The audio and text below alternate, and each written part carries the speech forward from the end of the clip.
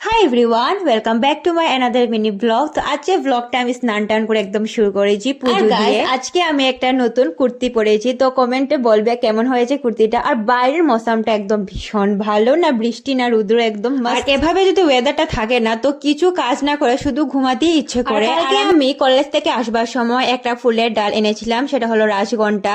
তো এটা মা লাগাবেন বলেছিলেন, আজ অবধি লাগাননি, মানে 2 দিন হয়ে গেছে। তো আজকে ভাবছি যে আমি লাগিয়ে দেব। তো তারপর আমি স্নান টান করে চুল শুকাবো বলে ফ্যানের নিচে। তারপর ভাবলাম চলো দেখে আসি যে আমাদের লিচুটা কিভাবে হয়েছে, ওটা কি খাওয়ার যোগ্য হয়ে গেছে কি না। আসলে এটা ভিডিওটা অনেক দিনের আগে, আমি এখন ভয়েস ওভার দিচ্ছি, কি বলবো, অনেকদিন হয়ে গেছে তো ব্লগটা করিনি। তো এখন আমি ছাড়ছি আস্তে আস্তে করে ব্লগটি।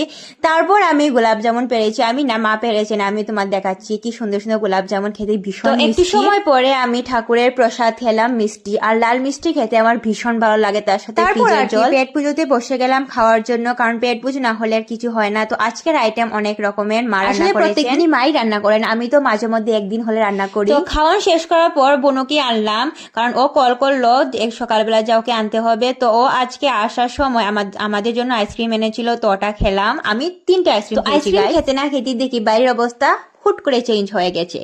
একটু সময় রোদ্র, একটু সময় মেঘের সাজ, একটু সময় বৃষ্টি, এভাবে চলছে। কি করবো, বসে বসে বোনের সাথে গল্প করব। তো আজকের জন্য এতটুকু, thanks for watching, bye bye.